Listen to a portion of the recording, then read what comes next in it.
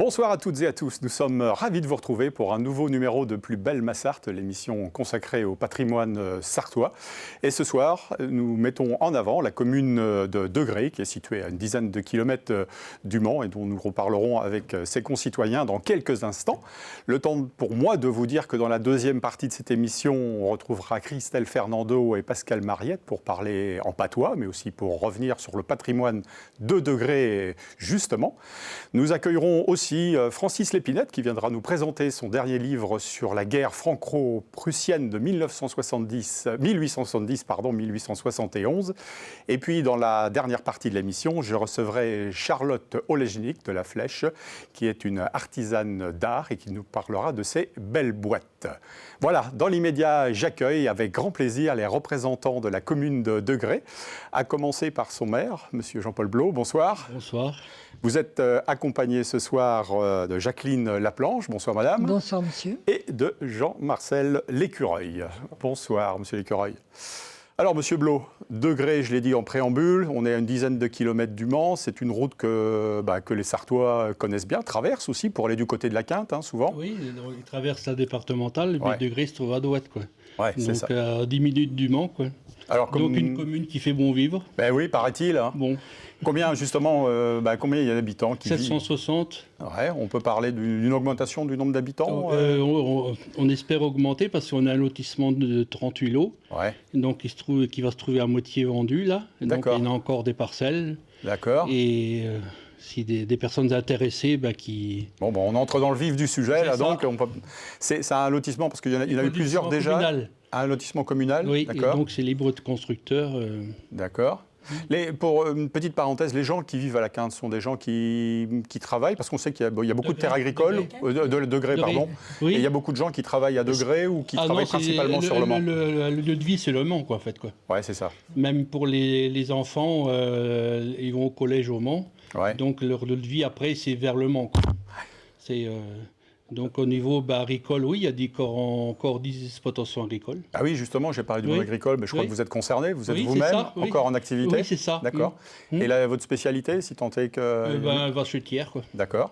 Comme beaucoup d'agriculteurs encore autour de... Puis en vache laitière, maintenant, ça diminue. Il n'y a plus que 3 exploitations. Ah oui. Autrement, c'est culture et puis volaille de l'eau, quoi. Ouais. Bon, monsieur le maire, l'activité de maire, ça vous prend beaucoup de temps, comme tous les maires. Heureusement, vous avez une équipe autour de vous. Oui, c'est ça, une équipe. Qu'est-ce qui vous a incité, vous, à vous lancer un peu? Bon, vous étiez sûrement avant déjà dans le... Je suis en conseil depuis 89. D'accord, donc vous connaissez bien... Non, je n'étais pas adjoint, j'étais simplement... à l'époque, l'an dernier coup, c'est l'ancien maire qui voulait arrêter, parce que bon, il voulait arrêter. Non, donc, après, et puis c'est quoi? C'est autour de vous, les copains, la famille, vous ont dit il faut quelqu'un qui connaisse bien Degré pour se... Oui, c'est ça. Oui, tout à fait. Ouais. Alors, on va parler de surprise, mais qu'est-ce que vous avez découvert, on va dire, à l'envers du décor, un peu par rapport à ce que vous pouviez connaître avant, et vous vous êtes dit, ça, j'avais pas encore vu cette facette-là. C'est toutes les facettes du budget et tout ça, quoi, en fait, quoi. Ouais. Tout, après, le personnel communal aussi, la gestion. Bien sûr, c'est pour moi qui m'en occupe, mais c'est très compliqué. Ouais, c'est ça. Et peut-être... Les emplois du temps, tout, quoi. Et puis bon, j'imagine que sur le plan administratif aussi, il y a beaucoup de choses à régler, de plus en plus de paperasse, comme on dit. J'ai été aidé pas mal par une adjointe qui était notre secrétaire avant, qui était 30 ans secrétaire à Degré. Donc ça a aidé beaucoup, ça. Ouais. On a parlé du monde agricole, on parlera tout à l'heure des activités associatives et puis aussi d'une épicerie un petit peu spéciale, associative, on va dire, qui tient avec ses bénévoles notamment. Parlez-nous un petit peu du centre de Degré, qu'est-ce qui s'y passe? Il y a d'autres commerces, vous arrivez à attirer un petit peu aussi de... Non, commerce à Degré, autrement pour en industrie, mais il y a une entreprise de TP. Et puis il y a une agence Agrial avant, quoi, les silos, simplement ça, quoi. Ouais. Et puis autrement, la commune est traversée par l'autoroute. Bah oui, c'est ça. Et puis la ligne LGV, quoi. Ouais. Donc j'ai vu récemment dans la presse qu'il y avait la volonté d'intégrer la communauté Le Mans Métropole à c'est ça. partir de peut-être l'année prochaine, quoi. Peut-être, oui. Ouais. Oui, c'est prévu. En fait, pour l'instant, on a fait une étude d'impact, là, en fait, quoi. D'accord. On a déjà rendu les comptes à la 4CPS, quoi, pour voir où ça emmène, quoi. Oui, bien sûr. Ouais. Pour le Non, et bien-être. puis notre démarche vis-à-vis déjà comme les enfants, ils vont au collège au Mans. Ouais. Et donc déjà, leur lieu de vie, c'est le Mans après, quoi. Donc, Il y a maternelle, c'est quoi il y a tous les 4 niveaux. les 4 niveaux? Oui. D'accord. Ok. Donc combien de classes? 4 classes, oui, arrivent à 100 enfants, quoi. Que vous arrivez à maintenir Oui. malgré. Oui, parce que malgré, là, il va y avoir cette année 11 naissances D'accord. sur degré. Donc un groupe scolaire, une bibliothèque? Oui, c'est ça, Peut-être, oui. ouais, c'est ça aussi. Oui, il y a une petite bibliothèque qui est suivie par une association aussi, quoi. D'accord. Et puis, parlez-nous un petit peu du monde de l'entreprise. Vous nous avez dit tout à l'heure, BTP. Et puis, DP, oui, Francis connaît, là, qui est un petit peu, qui travaille, ouais. mais qui arrive aussi, qui voudrait céder son entreprise, quoi, aussi, quoi. C'était quoi vos priorités, vous, quand vous avez été élu avec votre équipe Déjà, au niveau de la municipalité? au début, on a fait, pour les jeunes, créer un city stade Ouais, qui marche très bien, tout le monde est satisfait de ça, quoi. d'accord. Donc après, il y a toutes les fonctions aussi à remettre en place. Donc le lotissement, on était en plein dedans, là, donc il fallait refaire tout pour les appels d'offres et tout ça, en fait, quoi. Ouais, mobilité, services numériques, comment un petit peu la commune s'adapte un petit peu à toutes les nouvelles technologies aussi? Mobilité, on est proche du Mans, mais en fait, on n'a pas trop de moyens pour aller vers le Mans, quoi. En fait, la mobilité, c'est en espérant, si on rentre dans le Mans Métropole, qu'on aura plus de mobilité. Ouais. Comment voyez-vous un petit peu l'avenir des communes rurales, comme Degré, par exemple, maintenant que vous êtes impliqué dans la vie c'est au point de vue, je pense, ça va être dur, c'est au point de vue budget, quoi. Ouais. Il va falloir, parce que le DGF, tout ça, ça va baisser. Et malgré que Degré est reconnu comme une commune riche, parce qu'il y a beaucoup de personnes qui travaillent à deux sur le Mans, en fait, quoi. Il y a un revenu par famille assez élevé, quoi. Ouais. On peut parler de projets en cours actuellement au niveau de la commune? Qu'est-ce qu'il y a comme de choses qui ont été réalisées, on va dire, depuis que vous êtes, maire, et principalement, et actuellement, il y a peut-être des choses qui vont... Ce que vous disiez tout à l'heure, c'est le City en priorité qu'on a fait, quoi. Après, on a recréé des parkings, la rénovation de la salle des fêtes qu'il y a eu, quoi. Autrement, au niveau de l'école, toujours des remises un peu d'actualité à faire, quoi. Autrement, dans les projets, après, là, c'est le budget, on verra. Bien sûr. Il y a normalement, un budget en cours, là, c'est pour raménager le cimetière, hein, quoi. D'accord, ouais. Qu'est-ce qui vous motive? Vous êtes Degréen, vous, monsieur Blot? Oui, je suis né... Vous êtes originaire vraiment de la commune Degré, de Degré, oui, d'accord. Ok. Oui, je suis Degré. Et qu'est-ce qui vous motive, vous? Parce que on sait que les réunions, il y en a beaucoup quand même. Quand on est maire, il y a beaucoup de choses à... communauté de communes, entre autres, etc. Il y a beaucoup de réunions comité de communes. Commission, et puis après, conseil et tout ça, il y a beaucoup. Vous êtes, faut se motiver, hein, oui, aussi tous les jours, parce que il y a l'activité agricole, vous le disiez tout à l'heure, c'est quand même votre activité principale. Et puis tous les soirs, il faut retourner au charbon. Oui, c'est ça, oui. Et puis après, de passer à la mairie sûrement régulièrement, parce qu'il y a des signatures. Tout bien sûr, oui. Avant de passer la parole à Mme Laplanche pour parler des associations, le sport, on peut en parler un petit peu aussi? Ah oui, il y a une bonne équipe de foot. Paraît-il, oui, aussi. Qui sont avec jumelés Degré, Trangé, Chauffour, quoi. D'accord. Donc pour l'instant, Trangé est en pleine construction d'un terrain synthétique. D'accord. Donc, principalement le football, quoi, un peu de... Il y a un peu de tennis de table. Autrement, il y a comment ça s'appelle, une association pour la marche, quoi, en fait, quoi. Ok. Non, mais c'est principalement le foot. Bon, Madame Laplanche, justement, on parle de marche. Ça fait partie des activités peut-être qui sied un petit peu une association Rando Nature. Ouais. Alors, je ne vous ai pas présenté, Madame. Tout le monde vous connaît à Degré parce que vous êtes là depuis quelques décennies, on va dire. 53 ans, d'accord. Et vous vous sentez bien à Degré? Oh, ma foi, oui, très bien. Ouais. Très, très bien. Justement, quels sont les atouts de cette commune? C'est à la fois... C'est une commune sympathique, Oui. Il y a une bonne ambiance. La proximité du Mans, La sûrement proximité aussi. du Mans, ça Ouais. c'est quand même Oui. très agréable aussi. Hein. D'accord. En 10 minutes, on est sur le Mans. Ouais. Mais il y a beaucoup d'associations sur Degré. Donc c'est une commune qui vit, qui bouge, qui... Non, c'est une commune où il fait bon vivre. Alors donc vous vivez justement Moi, au rythme de toutes ces associations, et une plus que les autres peut-être, non? Je fais partie du comité des fêtes. D'accord. Et je suis responsable de la branche décoration. D'accord. Donc normalement, là, vous allez être mis sur le grill avec les fêtes de fin d'année, quoi. Oui, c'est ça. Puisque les décorations vont être à l'honneur dans quelques jours. Oui, on en fait un petit peu toute l'année, en fait, hein, Ouais. selon les saisons, selon les événements. On avait fait des décorations spéciales pour les 100 ans des 24 heures. Oui, alors on a vu pour des les images Jeux justement qui passent à pour, l'écran, là. Et puis, Noël, bien sûr, Pâques, l'été, le printemps. Enfin, Pourquoi les 24 est... heures? Là, on voit des images avec les 100 ans des 24 parce que heures. c'est les 100 ans des 24 heures. Et là, vous êtes sartois, sartoise, et vous vous sentez concerné, bien évidemment. On se sentait concerné. Il y a peut-être des équipes d'ailleurs qui viennent à Degré ou qui séjournent ou chez l'habitant peut-être, hein, des fois. Il y en a, oui, Ouais, il y en a. D'accord, ok. Il y en a. Et puis, quand même, il fallait marquer le coup. C'est quand même, bien sûr. On est quand même tout près du Mans. Ouais. Alors les associations, on parlait des jeunes. Oui, alors notamment. il y en a à peu près 13 associations. D'accord. Hein, de toutes espèces. Il y en a donc 4 sportives, parce qu'il y a le foot, le tennis de table, il y a le gym, Oui. et puis rando nature. Et puis il y en a culturel, lire à Degré pour la bibliothèque, Degré cadre de vie. Il y a les anciens, dont je fais Alors partie. j'ai vu justement, Génération Mouvement, 50 ans je crois, si j'ai bien vu, c'est ça? C'est ça. On a fêté les 50 ans de avec Génération là Mouvement. aussi pas mal d'adhérents, j'ai cru voir sur une photo. Ah oui, ouais. on est 60... je sais plus. Alors avec comme partout, des animations diverses et variées, ça va du concours de cartes au voyage, aux balades aussi. Voilà, ouais. Pas mal de voyages. Soit la journée, soit... Bon. Alors on peut dire, comme je disais tout à l'heure avec M. Blot, c'est vrai que les bénévoles, c'est très important dans les associations.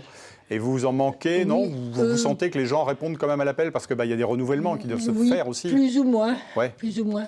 On peut lancer un petit appel. Il n'y a pas beaucoup de jeunes qui s'investissent dans le bénévolat. Ouais. C'est vrai que c'est plus compliqué pour ceux qui travaillent que pour ceux qui sont en retraite. Eh oui, c'est sûr. Ouais, c'est certain. Mais quand même. Donc, s'il y en a qui bien, dans tous les domaines, y compris l'épicerie. Hein. Oui, c'est ça. Bon, on va en parler tout à l'heure avec M. Lécureuil. Ouais. Il y a besoin de bénévoles. Ouais. Mais au comité des fêtes, on n'a pas trop à se plaindre, ça va. Ouais. On est un groupe, oui. Activités sportives, atelier cuisine aussi, j'ai atelier cuisine, donc ils sont dispensés par qui? Quelqu'un qui... C'est-à-dire qu'on fait appel à des gens qui s'y connaissent un petit peu en cuisine, du village. Oui. Et puis qui viennent donner un petit cours pour ceux qui ont envie. On n'est pas nombreux parce que la salle n'est pas très grande. Alors pour les cours, j'ai vu dans un autre idée que vous donniez aussi des cours, des formations de BAFA. C'est ça? Ah, pas moi. Pas vous, mais dans le cadre des associations. Voilà. D'accord. Mais bon, c'est vrai que ça fait partie des offres importantes. Oui. D'accord. Non, mais c'est agréable. Bon, super. Voilà. Vous aviez quelque chose d'autre à ajouter? Une association dont on n'a pas parlé? Non, il y a l'APE qui est très... Dynamique aussi? Très dynamique. Et c'est quoi l'APE? L'association des parents d'élèves. D'accord. Ok. C'est une association très dynamique et on fonctionne de temps en temps quand même avec le comité des fêtes, justement. Il y a 2 ans, on a fait un carnaval. Alors, c'était un peu toutes les associations qui participaient. Okay. C'était très sympa. Il y a eu un escape game l'an dernier pour découvrir le village. Oui.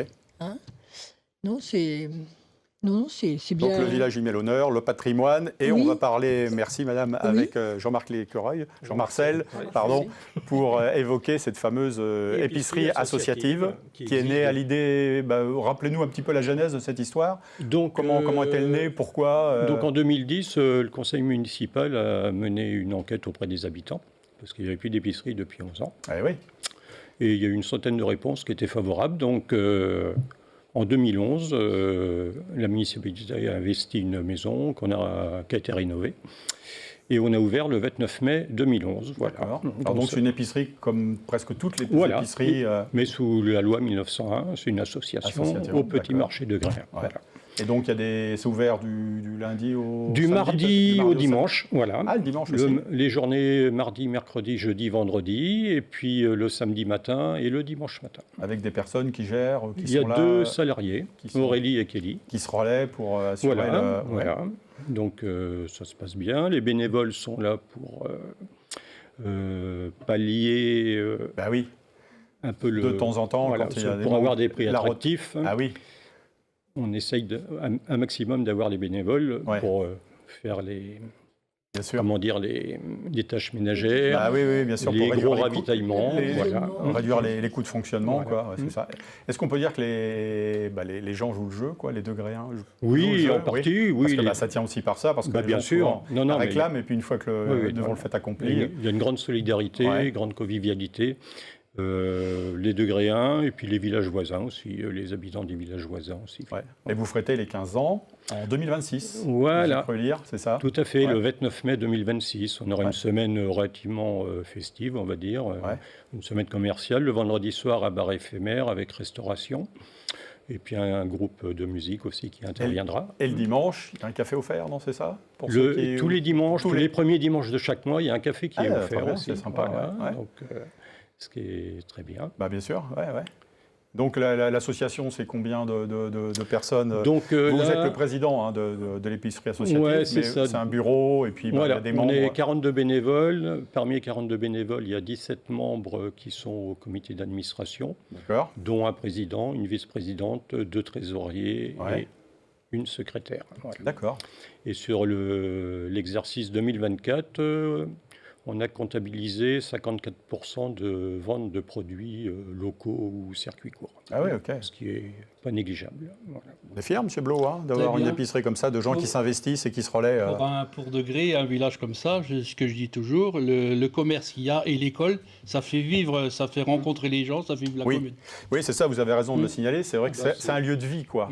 C'est ce qui manque dans beaucoup de villages où les bars, les estaminets ont été fermés, aux grandes dames de beaucoup. Et c'est vrai que tant mieux. Et en plus, si c'est ouvert le dimanche matin, c'est vrai que c'est l'occasion de se rencontrer entre degré 1 et degré N, quoi. Oui, et puis il y a les ateliers cuisine. On a le bonheur d'avoir une petite annexe en face. Donc, c'est juste en face. C'est juste en face de l'épicerie, donc voilà. Et puis le bar éphémère là, qui est tout à la belle saison, d'avril jusqu'à septembre, vendredi soir. Super. Donc c'est très bien. Bon, est-ce que vous avez des besoins particuliers, non ? On en profite pour le dire. Si vous avez des choses que vous recherchez, je ne sais pas. Moi, déjà, je voudrais remercier la municipalité là, à qui on loue le local. Le local, d'accord. Et puis, moi, je fais appel à des bénévoles un peu plus jeunes, parce qu'on est quand même des bénévoles vieillissants. Moi, je suis depuis le début, donc... D'accord. Écoutez, le message est passé. Voilà. S'il y en a qui nous regardent, vous êtes n'hésitez pas à nous conviés à rejoindre Monsieur L'Écureuil ou Monsieur Blot. Sur la départementale, faire un détour sur Degré pour aller au commerce. Oui, puis visiter Degré, parce que c'est aussi l'objectif de cette émission, c'est de faire découvrir des communes dans lesquelles on passe et on ne s'arrête pas, ou alors... Aller voir nos terrains de lotissement à vendre. Et dans lesquels il y a toujours quelque chose à voir, et ce sera l'objet justement de la deuxième partie de cette émission, puisque merci à vous d'être venus. On retrouve Monsieur Blot dans un instant avec nos chroniqueurs pour la deuxième partie de Plus belle Massarthe. À tout de suite.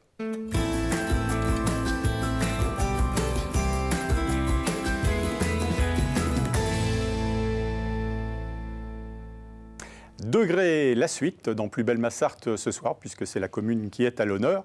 Une commune sur laquelle notre ami Pascal Mariette va revenir, bien évidemment, puisqu'il y a des choses liées au patrimoine, Pascal, aussi à Degré. Plein de choses. Ouais. Plein de choses. Ouais. Ah oui. Oui, enfin plein de choses. Il y a des choses très intéressantes. C'est pas loin du Mans. On commence tout de suite. On y va. Allez, on y va.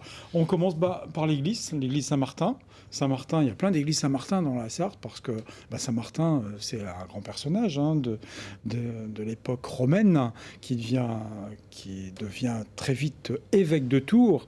Donc on va s'avancer. Donc ça, c'est l'église qui est sur un petit plateau. Il y avait un cimetière autour qui a disparu, qui a été déplacé en 1904. Mais on va rentrer dans l'église. On va d'abord avancer sur la porte, ou juste au-dessus de la porte, qui est-ce que l'on voit ? Saint-Martin qui coupe sa fameuse tunique pour donner à un pauvre en plein hiver pour le couvrir. Et c'est ce qui va marquer l'image de Saint-Martin. Saint-Martin qui a été...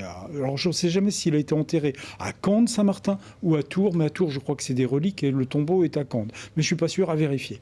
Toujours est-il, on rentre à l'intérieur de cette église, une petite église sympathique. Il y a une ambiance de couleur assez sympa avec ses voûtes lambrissées.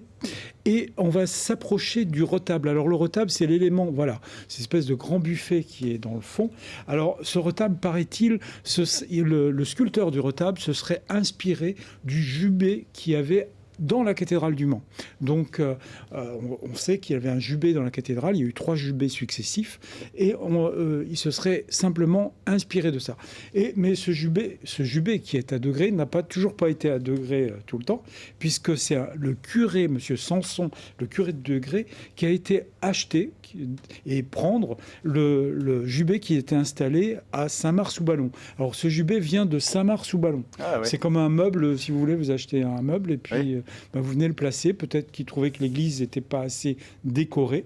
Donc, il y a eu ce mouvement. Donc, c'est vraiment un élément intéressant qui a été fait à peu près en 1600 et quelques, au XVIIe siècle. Et puis, pas très loin, il y a aussi ce qu'on appelle une terre-cuite. Alors, il y a des personnages. Là, on doit avoir Saint-Julien, je crois, de souvenir. Il y a voilà, cette plaque qui est sur un mur. Alors, cette plaque, c'est une terre cuite. Ça a été, c'est vraiment une terre cuite qui représente toujours Saint-Martin, mais l'épisode suivant, c'est vraiment Saint-Martin qui est un relief donc qui représente Saint-Martin avec l'apparition du Christ. Donc c'est la nuit suivante où il a coupé la cape. Et c'est là où il va devenir le grand évangélisateur de l'ouest de la France. C'est pour ça qu'il y a énormément d'églises Saint-Martin dans notre secteur, dans tout l'ouest. Et puis, il y a une autre plaque. Alors là, c'est l'épisode d'avant. Donc, c'est là où il coupe à l'intérieur, où il coupe sa cape. Donc, il y a plusieurs éléments qui représentent ce Saint-Martin. Il y a beaucoup d'églises Saint-Martin dans la Sarthe, mais il n'y a pas autant de représentations graphiques, on va dire, de cet épisode. Et puis, quand je suis rentré dans l'église, il y avait des éléments assez intéressants au sol, dont cette terre cuite, elle aussi, on voit la partie derrière qui permet, quand on passe la terre cuite au four pour pas qu'elle explose. Il y en a dans la cathédrale du Mans, donc c'est certainement une terre cuite du XVIIe siècle. Et puis j'ai adoré aussi ce Saint-Sébastien qui est en bois, lui, et qui est posé au sol, mais qui est vraiment une œuvre très, très sympathique. Alors je ne sais pas si c'était un jour de ménage, mais elles étaient au sol. Voilà.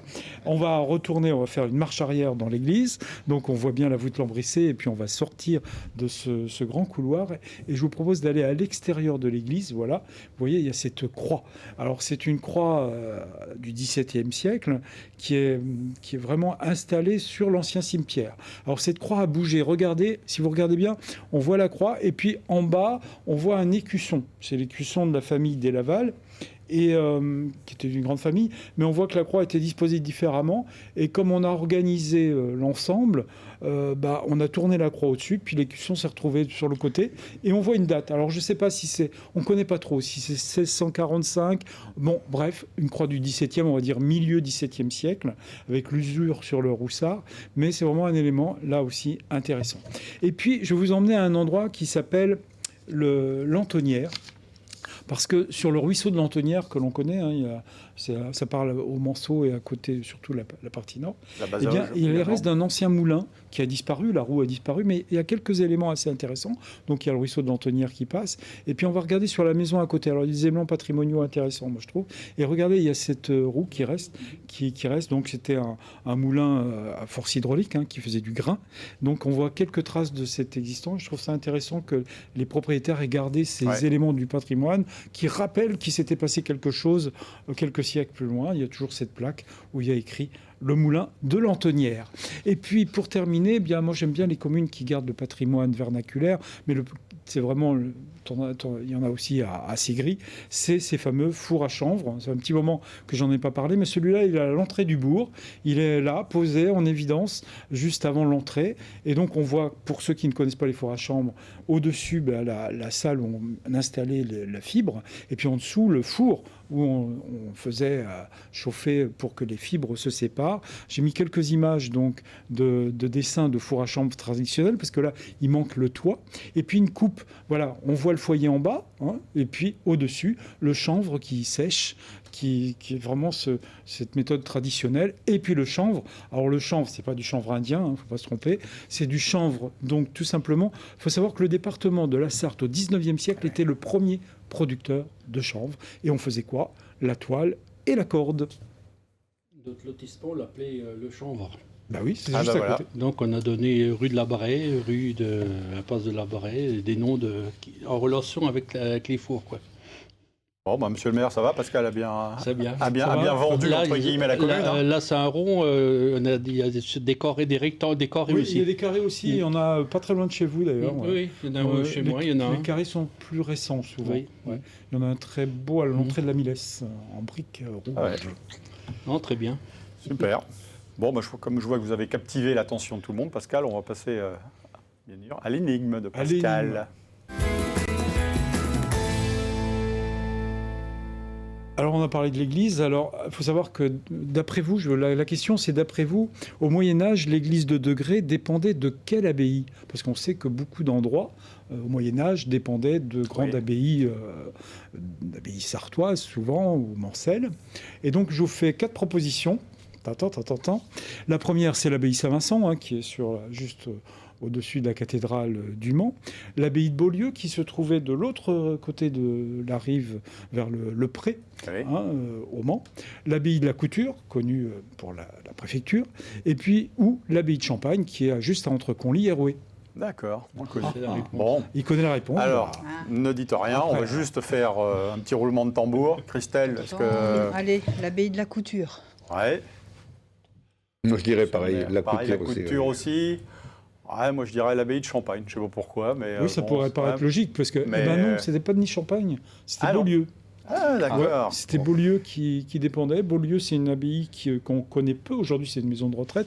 Il reste quelques éléments de cette abbaye. C'est pas loin de l'ancien stade De Bollé. Bollé. Bon, oui. Et donc, l'abbaye de Beaulieu, c'est vrai que ça faisait partie aussi de ces grandes abbayes mancelles. Il y en avait plein sur le Mans. Ah ouais, ouais. C'était impressionnant. Aujourd'hui encore, on les voit. Il suffit de survoler la ville pour deviner à peu près où étaient tous ces couvents et abbayes. Le Mans qui était la cité du chanvre et de la bougie aussi. Oui, de la bougie. C'est un petit peu plus loin Ah oui. dans l'histoire. mais- Ah, et puis il y a des abbayes qui ont disparu. Et ouais. Les Cordeliers au pied de la cathédrale, les C'est ça. Jacobins, Saint-Ouen, etc.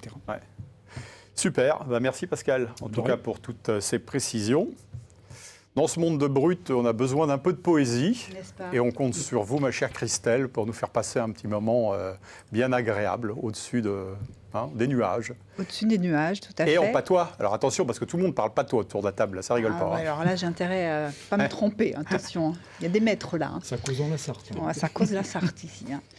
Oui, ce soir, j'avais envie de vous proposer déjà une petite fable de monsieur Jean de La Fontaine, notre fabuliste du XVIIe siècle, qui, soit dit en passant, quand même, juste un petit peu d'histoire, j'ai appris que, en fait, les fables, 500 ans avant lui, il y avait Marie de France qui avait repris les fables d'Ésope. Donc, en fait, il n'en avait pas fait C'était pas lui qui avait tout inventé, les Ah fables. ouais, d'accord. C'est une femme à la base. Mhm. D'accord. bah, Bref, vous êtes- voilà, ça c'est la petite vous avez bien- parenthèse. Vous avez bien fait de venir pour remettre N'est-ce pas l'église au milieu du village, comme on dit. hein. Absolument, tout à fait. Donc ce soir, je vous propose de vous déclamer une fable de La Fontaine. Je ne vous dis pas le titre parce que je pense que vous allez le deviner, en tout cas, j'espère.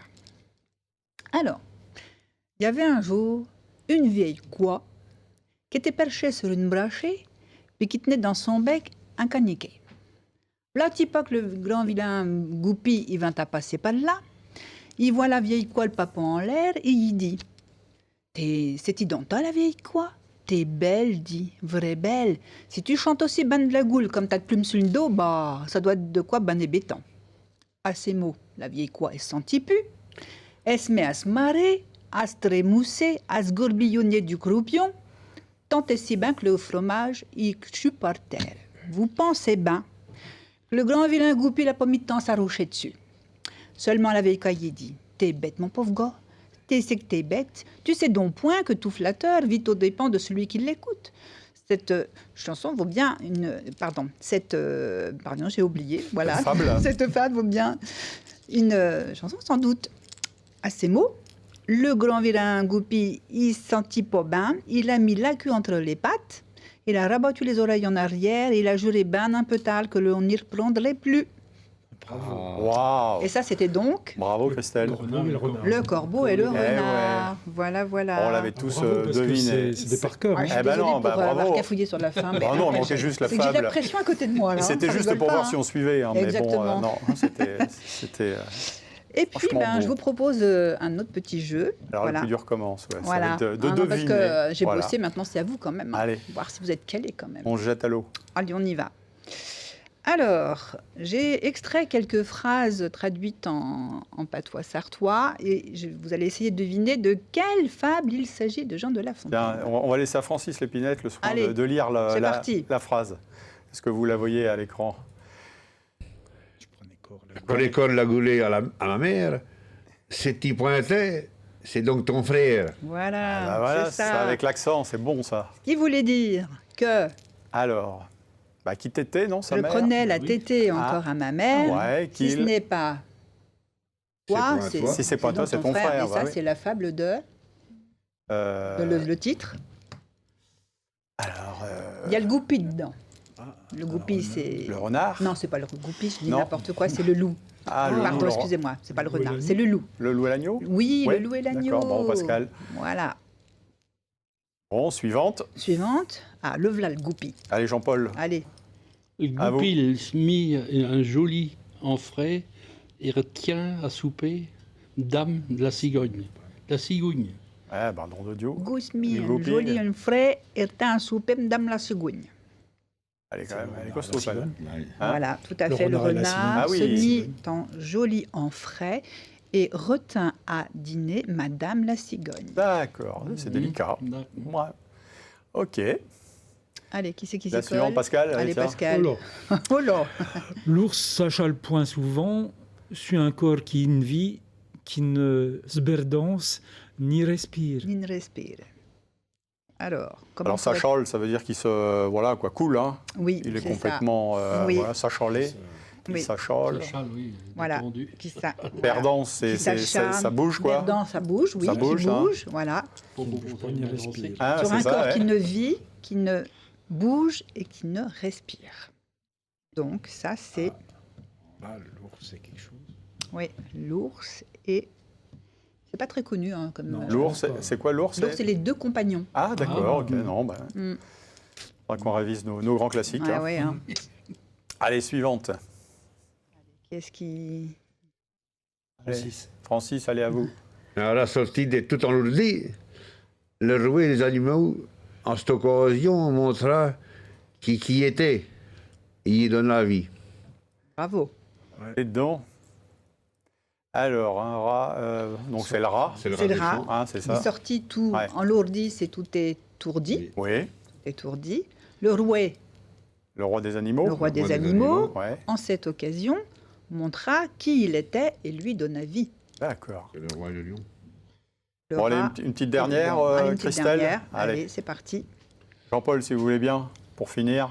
Le Phatéon d'une charte d'Affoin vit son char embaillé. En bernoyer. Embernoyé, Embernoyé. pauvre bonhomme, étant loin, tout humain secours, c'était la Bernoy, la Bernaille. C'était à la Bernoy. La Bernoy. Voilà, ben non, ouais. Phaéton d'une short à foin. Donc, alors le phaéton, on n'y Une touche short pas. à foin, c'est le. C'est la lumière. Ah, oui, d'accord. le Oui. phaéton, c'est la lumière. Ouais. Ouais, Ah oui. c'est ça. Oui, Mais c'est le phallot. ouais, D'accord. c'est ça. C'est un terme plutôt de la D'accord. mythologie grecque. Et la short à foin, c'est quoi? C'est le plateau, non? Bah, Sur c'est lequel on met le de foin. la, Oui, de la la- short à foin, de- ouais. du Ça- char. De voilà. D'accord, ok. Vit son char en bernoyer. En bernoyer, qu'est-ce que ça peut vouloir Bon, bah, dire? Voilà, Ça oui, m'est oui. arrivé il n'y a pas longtemps d'être tout en bernoyer, avec Allez. embourbé. Embourbé, d'accord, ok. Embourbé. Super. Bon, bah, Le très bien. pauvre monsieur était loin de tout humain secours et c'était à la Bernaille, c'est la campagne. La D'accord, campagne. Bernoy, la campagne. Voilà. Et c'est le Bravo. chartier embourbé, Bravo. le titre. Bon, Ah, je connais pas. Ah oui. merci. Il en a fait plein. Ouais, ouais. Voilà, voilà. Merci Christelle, en Avec tout cas, plaisir. merci.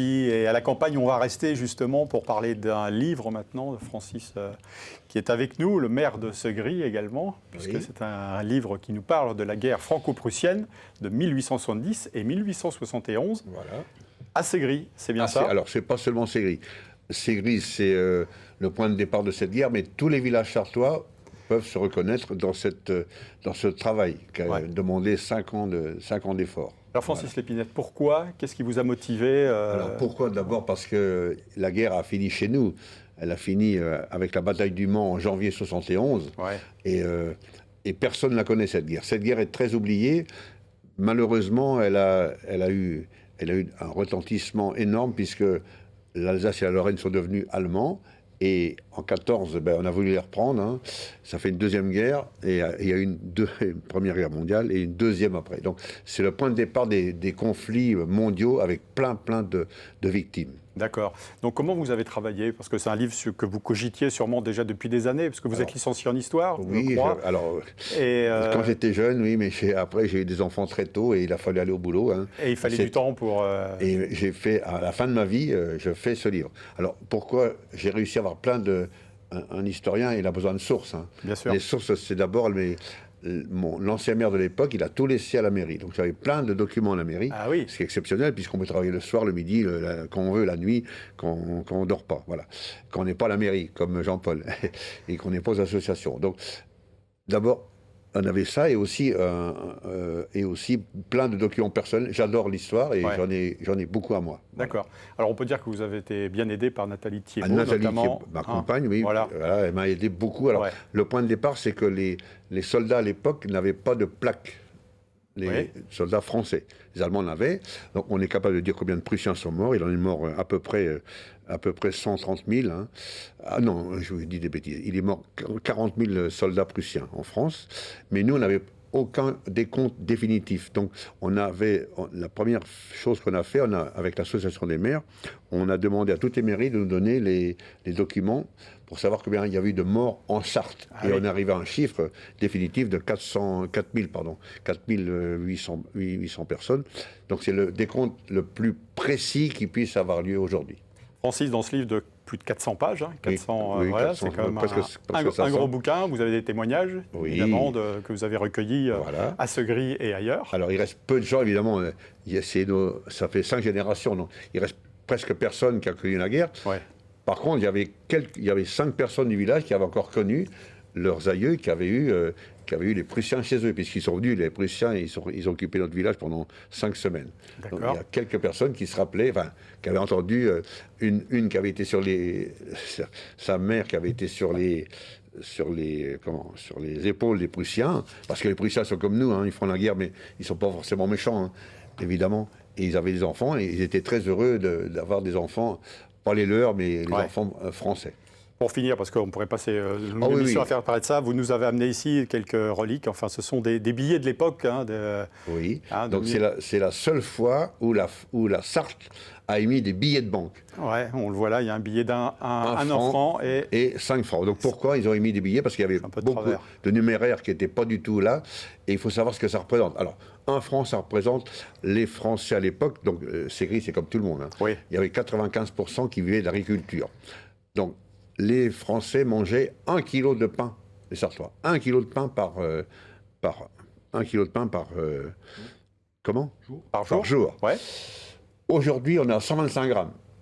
Et 1 kilo de pain coûtait... Alors, il y avait 3 familles de pain. Il y avait le pain blanc pour les riches, le pain bille pour les semi-riches et le pain noir pour les pauvres. D'accord. Et ça valait entre 0,30 centimes et 0,26. Donc, si on fait l'addition de 0,26 par 1 kilo par 365 jours, une famille dépensait 217 francs à l'époque pour acheter du pain. Et un domestique, parce qu'il y avait plein de domestiques, hein, dans mon village, il y avait 3 familles. Ils avaient de l'appétit, les domestiques aussi, les domestiques, ils partaient à 7 ans chez les gens, travailler toute la journée. Hein, et les filles à 12 ans. Donc, j'ai dit ça aux petits-enfants. Hein. Ma journée, les petits-enfants, ils ne se rendent pas compte de ça. Donc, les enfants d'aujourd'hui, ils doivent bien se rendre compte, et les Français, tout le monde se plaint. Mais est-ce qu'ils se rendent bien compte qu'aujourd'hui, on a du pain béni? Il n'y a pas de pain noir. Tout le monde mange du pain blanc. Et même le plus pauvre d'entre nous ne meurt pas de faim. Il ne va pas tous les jours au boulot comme ça. Les enfants, en 1941, il y a eu une loi. Les enfants n'avaient le droit de travailler plus que 12 heures par jour. Les enfants, plus que 12 heures par jour. Alors aujourd'hui, je ne dis pas que c'est bien la France, mais arrêtons de dire des bêtises sur tout le monde, travaillons un peu plus, et puis après, on pourra dire des choses. Voilà. Ouais. Bon, je vais reprendre juste le micro, parce qu'on va vous laisser toute la nuit, pas au micro, je pense que là, vous êtes bien lancé. Oui. Donc, Ségry, un village sartois face à la guerre. Oui. Pour ceux qui souhaitent se le procurer, c'est à la mairie de Ségry, oui, pour la modique somme de 30 €. Et tout l'argent va à l'association des Bercons. Moi, je n'ai pas besoin d'argent. Tout va à mon association qui fait des belles fêtes, des beaux spectacles sur une lumière. D'accord. Donc, il y en a chez Madame Thouars aussi. Alors, j'ai vu, vous étiez en dédicace, justement, à la librairie Thouars. Le 12 décembre. Voilà. À 18h, je crois. Voilà, 18h. Oui. Okay. Donc, ceux qui n'ont rien à faire, ils peuvent venir me voir. Et puis, on vous retrouvera dans quelques semaines pour parler de votre commune, pour parler de Ségry. Merci beaucoup. Je reviens avec 2 artisans. Ma plus vieille commerçante, mon bistrot. Super. Moi, je vais beaucoup au bistrot. Et mon plus jeune, le boulanger. On a hâte de les accueillir. Merci Francis, en tout cas, d'être venu parler de votre livre. Merci Monsieur beaucoup. Blot, merci. Merci, venu. Merci Longue vie à Degré et portez-vous bien. À bientôt Christelle pour de nouvelles aventures. Pascal, à la semaine prochaine. À la semaine prochaine. Allez, à Teltou. Voilà, restez avec nous pour la 3e et dernière partie de cette émission avec Charlotte Olejnik, artisane d'art à La Flèche. On se retrouve tout de suite.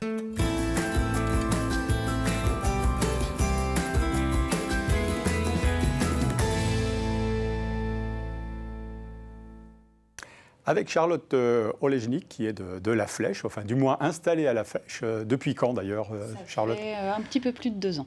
Pour nous parler d'une spécialité, vous êtes artisane, j'ai dit tout à l'heure en préambule. Parlez-nous un petit peu de votre spécialité, puisque j'ai découvert moi aussi un petit peu cette spécialité atypique, on va dire. Un petit peu. Je suis gainière, c'est-à-dire que je fabrique des coffrets pour tous les objets précieux. Alors la gainerie, ça peut s'étendre à d'autres domaines, mais moi vraiment c'est particulièrement sur les écrins, les coffrets, les boîtes. En objets précieux, ça peut être des collections, des souvenirs de famille, des souvenirs d'enfance, des bijoux évidemment, après ça peut se décliner.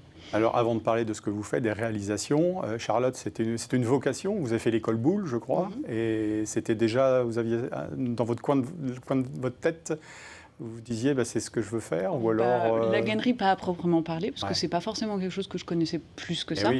C'est des pièces que j'avais pu voir dans des musées notamment, mais j'étais pas partie là-dessus au départ. J'ai donc un diplôme des métiers d'art en ébénisterie à l'école Boulle. Après, j'ai travaillé dans divers ateliers. C'est venu un petit peu par hasard en fait. Mes parents travaillaient dans le milieu de l'arme ancienne de collection. D'accord. Donc ce sont des armes du 18e et du 19e principalement qui sont collectionnées et qui se mettaient beaucoup en coffret. Et donc après mes études, mon père m'a dit j'ai beaucoup de clients qui cherchent à mettre en coffret ces armes-là avec des techniques anciennes. Est-ce que ça t'intéresse ? Et c'est comme ça que j'ai appris ce métier-là parce qu'en fait il n'y a pas de formation en gainerie, il n'y a pas de formation diplômante en France. On peut parler d'un artisanat séculaire quoi, parce que c'est vraiment... Je ne sais pas, à part vous, il y en a d'autres dans la Sarthe ? Il y a d'autres Dans la Sarthe, non, je ne crois pas. En France, on est déjà très peu nombreux à être gainiers. Il y a des gainiers d'ameublement, donc ce sont plutôt ceux qui vont faire les cuirs, par exemple, sur les bureaux, comme on peut connaître. Il y a de la gainerie décorative, en panneaux, tout ça. En coffret, vraiment, à proprement parler, je pense qu'on est une dizaine d'ateliers en France. Ouais. Alors, j'ai lu que l'étymologie du mot gaine résume à elle seule l'essence du métier, recouvrir, épouser et mettre en forme. C'est ça, toutes ces qualités requises pour venir recouvrir une structure d'un matériau souple. Donc, historiquement, c'est plutôt le cuir. Moi, je travaille énormément les tissus aussi, et ça peut être les papiers. Après, il y a vraiment un large éventail de matériaux et de possibilités pour créer des décors les plus différents possibles, parce qu'évidemment, il faut que ça reflète un petit peu l'univers du commanditaire. Donc, j'aime pouvoir croiser plusieurs techniques, que ce soit de la marqueterie sur bois, sur métaux, de la dorure sur cuir, du tournage, faire le maximum de choses à l'atelier pour pouvoir créer des univers très différents. Alors de ces boîtes, vous faites des écrins. Alors comment ça se passe ? Vous créez le produit de A à Z ou alors on vous amène une boîte que vous allez restaurer, que vous allez... Déjà, la particularité de l'atelier, c'est que je travaille que sur des coffrets anciens. Donc, ce sont des boîtes que je vais chiner, puis que je vais restaurer si nécessaire pour chaque projet. D'accord. Les boîtes, elles vont aller de la fin du XVIIIe siècle à 1930 à peu près, selon le style qu'on a envie d'avoir. Et donc, en premier lieu, on vient me voir avec une idée et surtout avec des objets. On vient me dire, voilà, je voudrais faire une boîte avec les objets dont j'ai hérité de mon grand-père, ou tous nos objets de famille, ou des souvenirs de bébés aussi. Je fais des boîtes de naissance avec ces premiers petits objets qui sont des trésors vraiment précieux. Et évidemment, bien sûr, des collections. Après, on choisit avec le client, c'est vraiment une collaboration et un long partenariat. On va choisir l'agencement, les matériaux, les couleurs et puis le décor final. Quels sont les clients avec lesquels vous travaillez, vraiment d'horizons différents? Il y a des horizons très différents. Après, il y a bien sûr beaucoup de collectionneurs qui vont être spécifiques à chaque collection. Donc, quel type de collectionneurs, par exemple? Donc, armentières, couteaux, numismatie, des collectionneurs, des collections qui proviennent d'un pays en particulier aussi. Oui, aussi. Et là, on va chercher une boîte qui est appropriée. Et évidemment, si c'est un pays asiatique, par exemple, on va chercher une boîte qui peut être vietnamienne, japonaise, chinoise, parce qu'il y a aussi évidemment un patrimoine mondial des coffrets.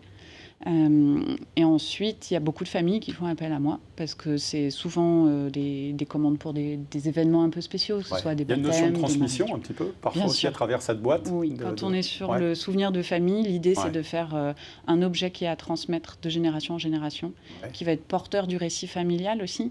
Peut-être plus facile de raconter des histoires de famille en s'appuyant sur cet objet. Ça va être pour conserver les objets, pour les mettre en scène et pour les transmettre. On peut imaginer aussi que vous faites beaucoup de recherches en amont, quand on passe commande, par exemple, parlait tout à l'heure de produits asiatiques, enfin autre chose.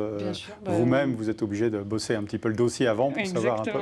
Mais c'est un plaisir, c'est apprendre aussi tous les jours et évidemment être historiquement le plus valable. Pareil pour l'emploi des matériaux. Il faut être correct, il faut être historiquement et valide, on va dire.